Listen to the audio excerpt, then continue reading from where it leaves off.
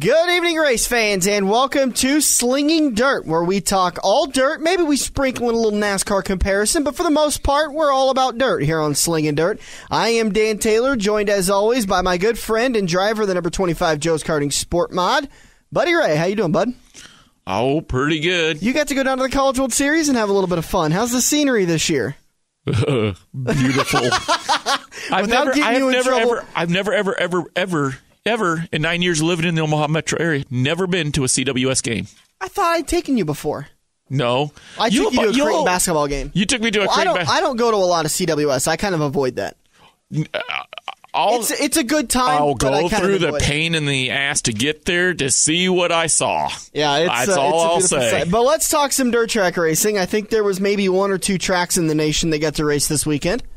Yeah, we did, but there was still that R word to contend with rainouts. I mean, Friday night I was at I-80, and by the way, next week Crawford got rained out, so a lot of drivers went up. So a lot of drivers, Jesse, Sabi, and Josh, we were all at I-80. Yep. Next week, which would be the 21st. This weekend, the 21st, yep. Double features at I-80 Speedway because we have all the heats in, so they'll have double features. Saturday night, Eagle did race. I think you want to get into that later. We'll talk about that in a little bit. And then Saturday night at Harlan, they got their races in. Really good track. I heard it was real dry, slick, real smooth. Yeah. But there's starting to be some complaints about there not being enough water. They had one night where it was a lot of water dumped, and then it was kind of a ruddy, rough track. You mean to tell me there's been an instance where drivers complained? I know, who'd have thought, but it happened.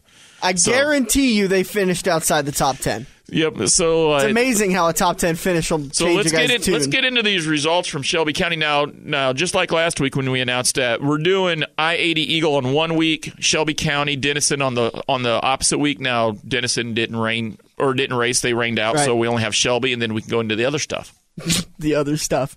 I'm going to start off because I've proofread these names and I can pronounce them all. Sport Compact Feature Event finishing 5th. Scott Brown out of Council Bluffs. Kara Webb out of Denison, Iowa comes home 4th. Taylor Griffin in 3rd. Bronson Griffin. Brothers? Do you know? I think so. Both out of Portsmouth, Iowa. Yeah, I think so. And then Jamie Malberg in the 24 out of Erling, Iowa. Jamie Malberg up there in 1st. That's not surprising. I tell you what, though, Kara Webb.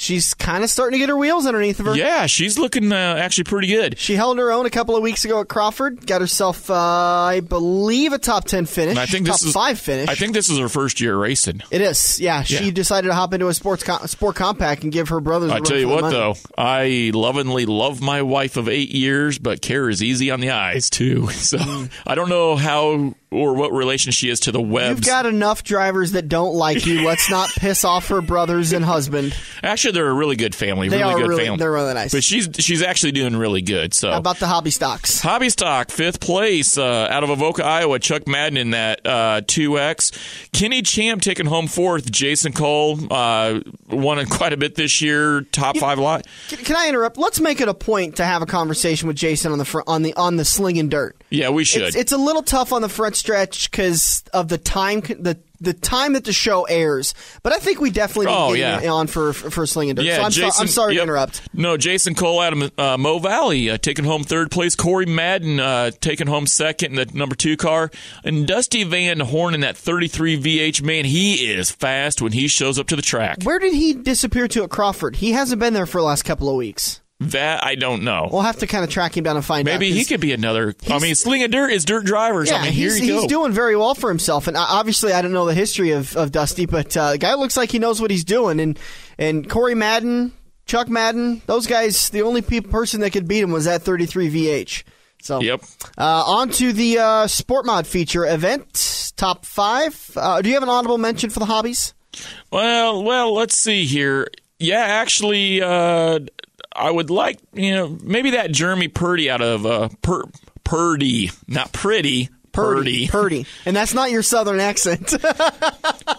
I mean, he's a really nice guy, but I just want to say, Jeremy, you're purdy. Yeah. I wouldn't be lying. I want to get out of Bedford, Iowa, from 10th to 7th. He's looking pretty good there. Kenny Champ, he's 8th to 4th. Not really a whole lot It seemed to be about a 4 or 5 position. Yeah, pretty much. I want to go back to the Sport Compact feature and give an attaboy to Taylor Griffin. Started 15th, came home in 3rd. So, good finish for him. On to the Sport Mod feature event, finishing 5th, Cody Olson out of Omaha. 4th, Dennis Cook out of Mo Valley. 3rd was Alan Hopp out of Harlan. 2nd, Steve Reitz out of Arcadia. And Doug Smith out of Lake City. Not a surprise to see that 12th car with the victory. Not a surprise there. Steve Reitz, though, he's been pretty good this year. He's been consistently top 4 week in and week out. He's really gotten, like you said with Kara Webb, he's gotten the wheels underneath that sport mod, and he's getting it done. Honorable mention goes to Jim Lampy, who came home in 6th place, but started 21st. Wow. Boy, was on the move in that 22A out of Carroll, Iowa. So that's your Sport Mod feature event. In the stock cars, taking home 5th, Bill Reitz in the 17th. Starting 17th, finishing 5th. Bill Reitz. Clay Mercer out of Corning, Iowa in the M36, starting 13th, finishing 4th. Adam Clokey in the 02X, starting 11th, finishing 3rd. Flying Brian Blessington in the 92B, starting 6th, taking home 2nd. And Keith Knopp out of Shelby, Iowa in the 10X, starting 9th, finishing 1st. I would have to say, hands down, honorable mention goes to Alan Schmidt in the 27X. 18th to 6th. Yeah, good run for the Holstein native there. So actually, Alan Schmidt and Bill Reitz both advanced 12 positions. I mean, so good for them. Bill Reitz coming from 17th to 5th. Yeah, maybe Bill was just blazing a trail for Alan to follow him right through the hole. Blazing Bill Reitz. Your late model feature event, 15 cars started the feature, coming home in 5th. Gary Hopp out of Harlan. Started 9th, but came home 5th. Barry Sorensen out of Harlan came home in 4th. Dave Livingston out of Blair, Nebraska came home in 3rd. You can't help but say Blair, Nebraska like the Woodhouse commercials. Al Zeitner out of Bellevue comes home in 2nd, and Jay Stewart, also out of Blair, Nebraska, comes home in 4th. I think probably my honorable mention would go to Dylan Book out of Adele. Absolutely, I agreed. B-OK started 14th, finished 8th. In the modifieds, boy, here's an all-star class. 5th place in the 121, starting 7th, finishing 5th. Rob Tippery out of Council Bluffs, Iowa. The 7N, starting on the pole, finishing 4th. Jay Noteboom. Ricky the Racer Steffen, starting 13th, finishing 3rd in the 25 out of Sioux City, Nebraska. Nice. Brad Bergen out of Stanton, Iowa in the 38 car, starting 5th, finishing 2nd. Jesse Sabine. Oh. Do I need to start a tally? Yeah. Jesse Sabine. Starting 11th, finishing 1st, the 99 car, Jesse Sabine out of Glenwood, Iowa. 3. Yeah, there you go. I tell you what, though, honorable mention. If you give Jesse Sabine the honorable mention, I'm going to punch you. Actually, well, Jesse Sabine's got some tough. I mean, Jay Noteboom, Ricky the Racer, Stefan Bub Lorette, Matt Bonani, he had to work his tail off. Well, and I'll give it to you. But I'm looking though. back here at number 10th, though. 10th place in the feature. Jeff James, 20th to 10th. Yeah. That's pretty damn respectable. There was a lot of 10 spot movers there. Jeff James, Ricky Steffen, and Sabing all had 10th place advancements. Well, even if you look at Clint Holman, they're 9th. I mean, from 17th to 9th, like you said, Jesse, 11th to 1st, that's 10 spots. I mean, there's some passing going on. That had to be one hell of a mod race to watch. I got to imagine that something happened with Ryan Webb. Started outside pole position and finished 24th. Yeah, I would imagine, there had to be something going on there. But, well, then look at Mike Albertson starting 4th, finishing 17th. So, yeah, there had to be a pileup or something going on. That's your results from Shelby County Speedway. RaceSC.com for all your results for Shelby County Speedway. They race Saturday nights, weekly Saturday night racing. So get over to Shelby County Speedway and support your local dirt track. I thought of a good theory the other day, by the way, if you don't mind me sharing right now.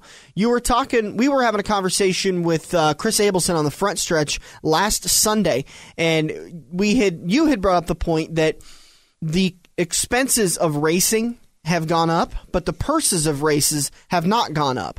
So if you will indulge me really quickly, what's the easiest way for tracks to increase purses? Honestly, the easiest, simplest answer I can give you is if I knew that answer, I wouldn't be here with you. I think I'd be a rich man. I do know that answer. Because every promoter wants to know that. The best way for tracks to be able to raise the purse is butts and seats. So if you want to see great racing and you want to see these guys continue, you got to get out and support your local dirt tracks. It's honestly, when you talk about a night out on the town, it is the best value you can ever come across. Most dirt tracks are $10-12, right? For an adult to get in? For the most part, yep. You got a 6-pack of beer. You can sit down there with a bag of peanuts. Oh, man, now I'm getting all fired up for Friday night. And you've got a night out with the family that is a great time. And more butts and seats means purses can go up. And we've talked with old Joe Kaziski over at I-80 Speedway. He loves doing these big old purses because it brings out the big-time drivers. But it's got to be justified with butts and seats. The problem is, to get butts and seats, you got to bring out the big-time driver. Well, does the big-time driver who's traveling from eastern Iowa, northern Oklahoma, eastern Wyoming, do they want to pull all the way out here for a $200, $300, $400 to win race? Well, that's what I'm saying. You've got to up the purses. You have to. Well, that's an easy deal. But here's the problem: to up the purse, you're going to have to up that admission price. Well, then not if there's more butts and seats. That's not always the case. Now, it's whoever comes first, chicken or the egg.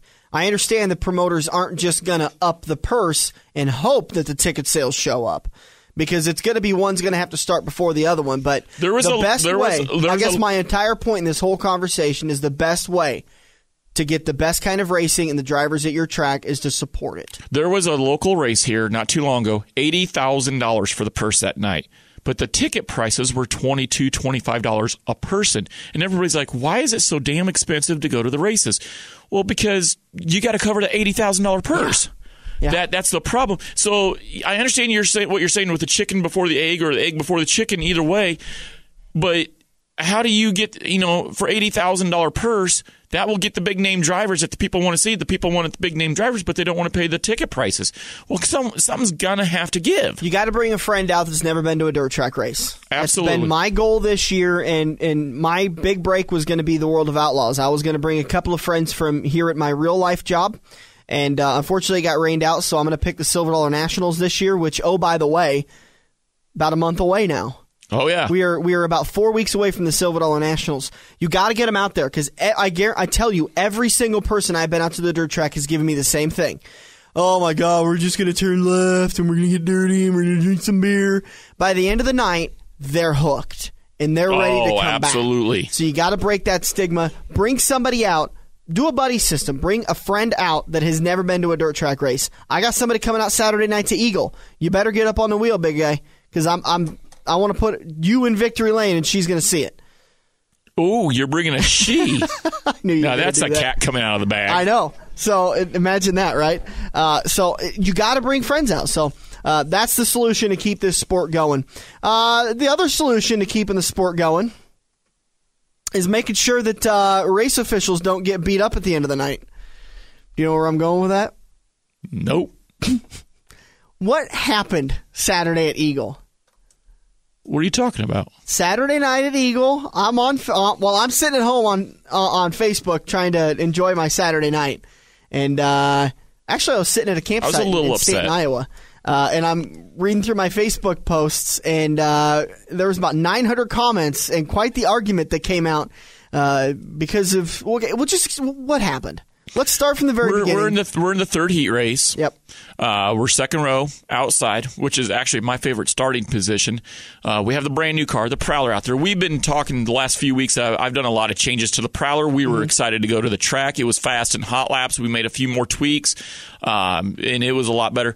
But we go out there, third heat race. We're going around the track. We come around turn 3. The cars start, revving up. They're coming to speed. The first place guys, and trust me, I would like to think I had the best view on this. I mean, I'm right behind the front row. Yeah. Both of them light their tires up. The back end of the cars, like they're almost going to spin out, but then they overcorrected, and now the rear end of the cars are pointing towards the infield, so they're pointing towards the wall. They're heading to the wall. Yeah, because they overcorrected. Mm-hmm. Well, I had lifted off the throttle. The guy behind me had nowhere to go. It wasn't his fault. He got up on the throttle because he was right on my bumper. We're both experienced racers. And he wheel hops the left rear tire.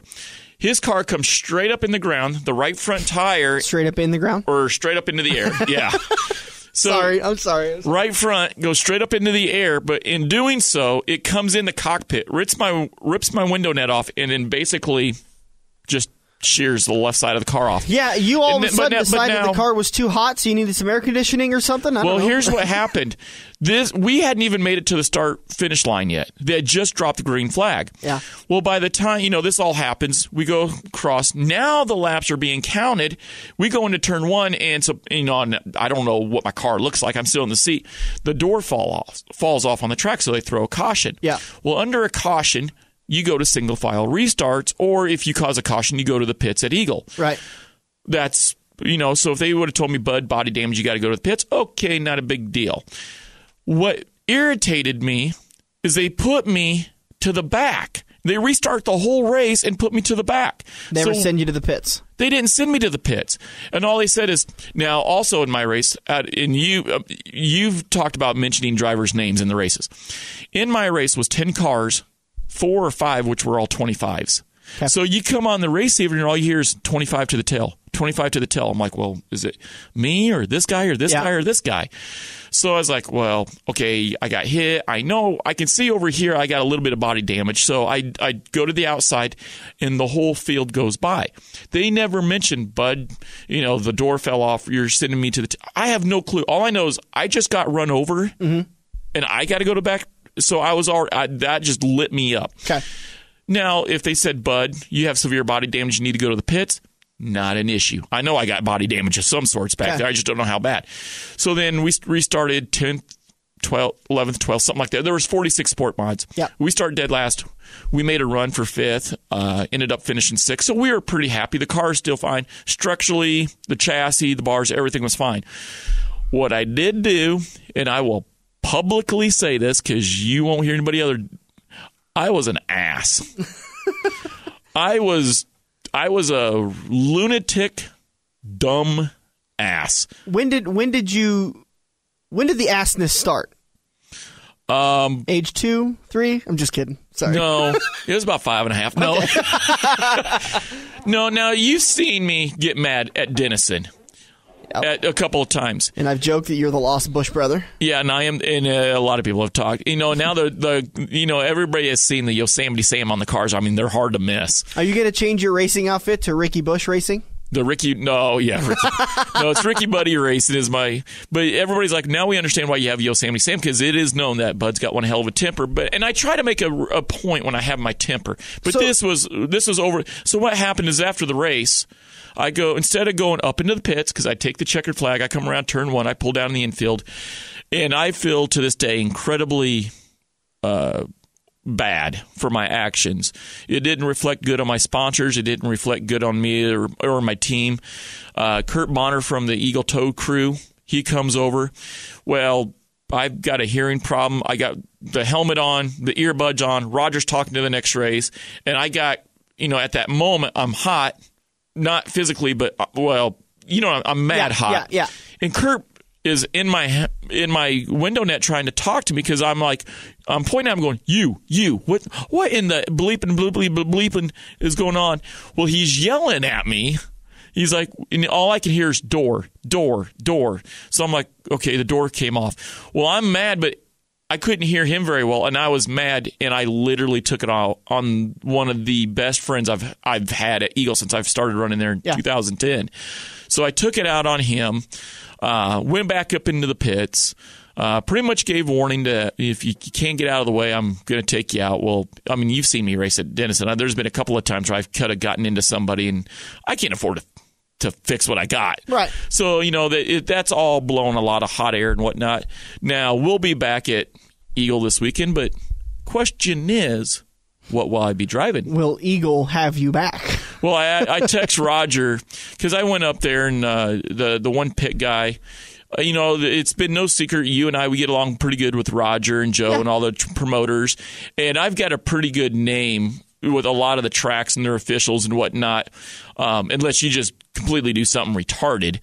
But I went above and beyond. Was an ass, and so on behalf of me and my team, I want to extend my sincerest apologies to the Eagle Tow Crew and Eagle Raceway. I mean, we've had a ball racing there, and a lot of times. Did you reach out to Roger, or did he reach out to you? I reached out to Roger, and I asked him if I was fined or suspended because I left early, so I knew by the end of the night he was going to know. But what I did do, and Kurt Bonner and I talked, and he appreciated it. At 1:30 in the morning, I did call Kurt. Within 15 minutes, we talked about it. He was upset. I understand why he was upset. He understood why I was upset. By 3:30 in the morning, we're sitting there laughing and joking. And you had a 2-hour conversation with the man in the AM?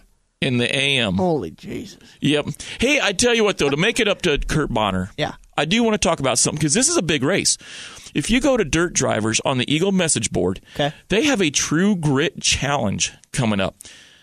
It's a $4,000 purse for a weekly hobby stock race. Woo! Yeah, this is something. When is that? It's July 5th. I mean, it is a neat deal. So is that a Friday night race? No, it's a Saturday. It's just a week. It is it's a Saturday.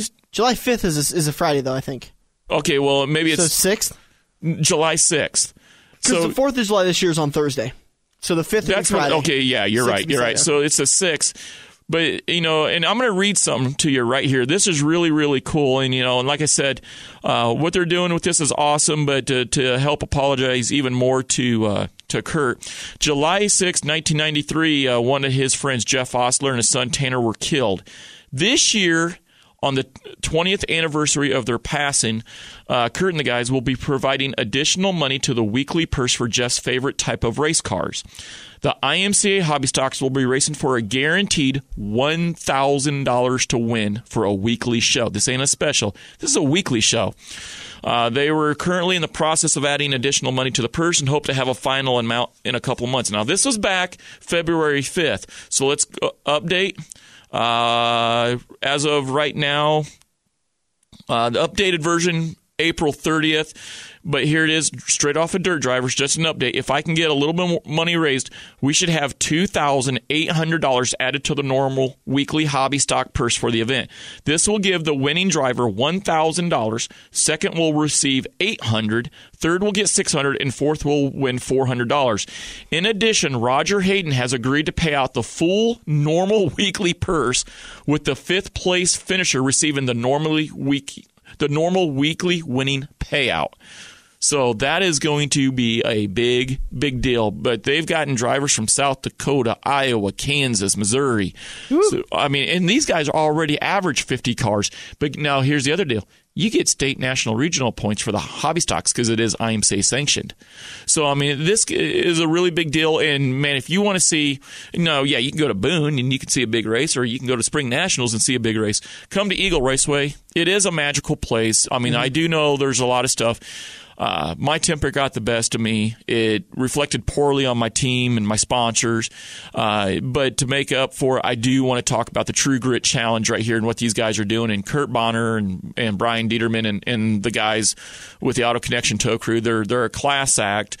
The drivers are a class act. In fact, Trevor Baker, the guy that ran over me that night at Eagle this last Saturday, we shook hands, and I even told him it was not his fault. He had nowhere to go. Things happen. Well, yeah. So, it is what it is, but when you're hot, muggy, dirty, tired, and then you just watch one of your prized possessions get what you think is destroyed, it ain't going to take long for the temper to flare. Do you want to talk track safety and Jason Leffler during the SlinginDirt, or do you want to just refer people to Sunday's Front Stretch show? We could talk a little bit, because he is a dirt track racer. Absolutely, and he was a very successul USAC driver, winning 3 USAC championships. And I tell you what, not a big name in NASCAR, huge name in the dirt world. Oh yeah, very well liked guy. He was a well liked guy up in the NASCAR circuit, because a lot of these guys obviously race a lot of dirt and come from dirt. Guys like Casey Kane, him and Tony Stewart were very close, because when Jason's first Cup ride was at Joe Gibbs racing the number 11. And this weekend at Michigan International Raceway, the 11 team ran the same paint scheme that Jason had ran while he was running the 11, the FedEx number 11. But incredibly it's very sad that Jason lost his life. That goes without saying. And I listened to a lot of interviews this week at Michigan. A lot of drivers who knew Jason directly were asked about his passing and the impact and what the sport can do differently. I was very happy to hear Tony Stewart step up and defend local short tracks, and you would expect him to as a short track and dirt track owner. You would also expect him to as a guy who races these dirt tracks. And Tony basically, through a long conversation with several reporters at Michigan for pre-race in the media center, they asked him several different questions about track safety, do you feel safe, and blah, blah, blah. And his answer was absolutely. These local tracks do as much as they can. Do you agree or disagree? And we don't have to throw anybody out there, but for the most part, where you have raced, have you ever got the feeling that you're not safe because of the track? No, a lot of drivers normally tend to go to a dirt track and watch 1 or 2 nights of racing before they race there. Yeah. Not all, but some do. I like to do that because if you own a dirt track, well, what's their response time like, in a bad wreck? What's their wall like? Is it going to fall apart? What's this outside berm like? And just to interject right there, the response time from when Jason's car came to a rest to when the safety crews were on hand, 16 seconds. That's good. That's amazing. That's damn good. Yeah. Now, okay, Denison. I'm not throwing Denison out, but Denison, when we all started racing there last year in 2012, number one concern was that wall coming off turn 4. That thing's going to jump out there and bite you. Well, Guess what? Each track has its own tendencies. Each track has its own character. Eagle Raceway. There's not a track out there that you think is a great. No. If there is, I'm not asking you to throw them on the bus. I'm sure there are tracks out there that are not as safe as others. Mm-hmm. I-80 Speedway. Amazing with their rescue team out there. Eagle's got a damn good rescue team out there. Denison is not too shabby. And I apologize if I piss any of my bosses off, but their response time for the safety of crews has been a little suspect sometimes. And I know for a fact that has been remedied. There has been steps taken to make sure that the communication between the safety officials, the receivers, the officials has been improved, so that shouldn't happen anymore. Keep in mind one thing, though. You're talking Denison, I'm assuming. Yeah. At Crawford County. Yeah. After 6-7 weeks, going through the motions of running the races, staging the races, flagging the races, getting the races going, that has improved tremendously. Oh, yeah. But how often do we see a red flag rollover? And so, but no. Well, we do. Hold on. We've seen what? Compared to Eagle or I-80 that has years of experience dealing with that, whereas Denison, their crew doesn't. So I think as a driver, I think they're doing a great job. Yeah. Now, are they a little slow? Yeah. Well, got to give them time. Now, if I'm the guy that's upside down on fire. You're wishing they didn't have that time. Yeah, you're wishing you didn't have that time. But you got to be fair, but it's hard to be fair in that time of need. The point of bringing that up is that Tony said that a lot of these dirt tracks do everything they possibly can, but they are incredibly limited, just as drivers are limited. And you bring it up Sunday during the front stretch that a Hans device is a no-brainer safety device that has been proven to save lives, just like a seatbelt in a car. Unfortunately, imagine if you went out and bought a brand new car and a safety belt was an added option, but it costs you another $1,000. Well, that's basically what a Hans device is. It's not something that comes with your chassis. It's not something that comes with your fire suit. You have to purchase it separately. More safety equipment for these tracks means more money out of the budget that they already don't have. And we talked last year before the Daytona 500, before the 2012 season got kicked off, to Dr. Dean Sicking of UNL, who was him and his team designed the safer barriers for NASCAR and racetracks around the United States. And he flat out said, buddy, you were the one that asked him this. Things trickle down from NASCAR to the local dirt tracks. Eventually. Are we going to see safer barriers trickle down? And his response, in my words to his response, were absolutely not. These safer barriers were designed for NASCAR chassis, NASCAR setups, rigid frames, and higher speeds. If you were to try to implement these at local dirt tracks, if Eagle was to place one, if I-80, Crawford County, Shelby County, Adams County, if these places were to implement them, it wouldn't do a lick of good because you don't go as fast. And I was also thinking about it. Imagine if you're a track that runs sprint cars and sport compacts. How are you going to design a wall that will protect a sport compact at what? 75, 85 miles an hour? 50 miles an hour? 60. To a sprint car that can do upwards of 110, 120, depending on your track design. You can't do it. It's not possible. So he said right off the bat, that's not going to happen. And second of all, Tony brought up the point that if you did happen to design a safer barrier and you were to require tracks to do this, we would have a heck of a lot less tracks to go to because nobody could afford it. Right now, these tracks are running on shoestring budgets because they're just barely getting by. Shoestring would be an ideal budget for most of them, a lot of them. I've seen the stress in a lot of these tracks' eyes that these rainouts, we're frustrated with them because we don't get to go see racing. This is like a sick day that you don't get paid for tracks. You've got a weekly budget, you got to pay for your bills, but if you work hourly at a job and you miss a day's shift, you don't get to make that money up.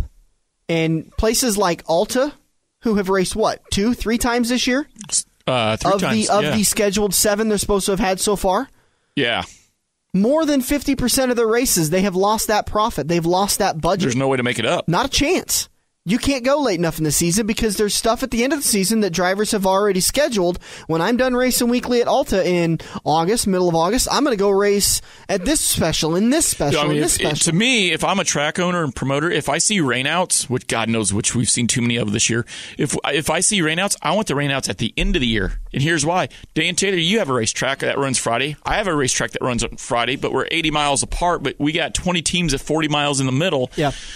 Well, I rain out the first 3 weeks, but you don't get no rain 80 miles away. So all my guys are going over to your track. Yeah. Well, once they have an established points setting, do you think they're going to come to my track? You're going to give up that goat right away. Oh, yeah. So these tracks are suffering considerably. Adding safer barriers, A, wouldn't help, and B, would put them out of business. Jason lost his life because he was doing what every driver out there does, and you guys push the limits of these cars. You guys are defying the laws of nature by driving around in a circle at the speeds and the G-forces that you are. As sad as this is to say, and you wish you never had to say it, every once in a while something happens, and we get reminded of the mortality. So let's take it easy on the tracks. And drivers, I just want to do a personal plea as an announcer who never, ever, ever wants to talk about another driver losing their life. If you think you can shoot that gap, and you can make it, do me a favor and think twice. It may be exhilarating if you make it, but it could also be heartbreaking if you don't. So if you've got 2 cars, you think you can split that gap, I'm making a plea for you to take it easy. You know, just out of curiosity, you were talking speeds with these safer walls and safer barriers. Best speed, Sport Compacts, Heat 1. Best speed was Kurt Beckstrom, 82B, 62.4 mile an hour. Where was that at? That was at Eagle Raceway this last Saturday night. So, yeah, and that's Eagle. That's a high bank. Yep, and then so if we go to Heat 1 in the 305s, now each race is going to be a little bit different. Right. 79 mile an hour, Terry Richards. I'm kind of surprised that they're not a little bit faster. Dry slick track. Okay. But and that's that. So actually, 79 mile an hour. Let's. So I think that wraps up the show. You got anything else? No, I just want to tell the drivers, make sure you're staying safe, you're keeping safe, make sure you look over all your safety equipment and whatnot. Actually, as we speak right here in the feature, Mike Boston, 86 mile an hour. Okay. So he put another 10 miles an hour on that feature. They all put another 10 mile an hour on. But keep safe. And the other thing is, and we mentioned this, I believe, on the front stretch, watch what you're doing outside of work. Jesse Osman didn't really do nothing wrong, but he lost his life. Another Eagle Raceway Sport Mod driver, he lost his life doing what he loves to do, riding his Harley and racing. One of the nicest kids you could ever meet. Yep. So just keep it safe. Keep it safe, guys. So if you guys want to contribute to Jason Leffler, the fund they have set up for Jason's 5-year-old son, Charlie Dean, you can. Casey Kane is doing something special on his website, CaseyKane.com, where he is selling. They're pretty kick-ass looking hats, pitch black with the left turn logo that was Jason's nickname. They have started taking orders for that, and they'll be shipping shortly, and all the proceeds go to the Charlie Dean Discretionary Fund, which is a trust that is being set up through Jason's former owners, and it's not family members, so that there is a little bit of disconnect there, so that people can't scream foul. They'll be buying things for Charlie as he's trying to deal with the loss of a father. So CaseyCaneRacing.com. You can also go to Jason Leffler's website, his Facebook page, and they have funds set up if you'd like to contribute and help out, as this community does so well. Last and final words, again, just with the events the last couple of weeks, keep it safe, bub. God knows I will. This is Slinging Dirt. Thanks for joining us, and have a great weekend. Have a great weekend.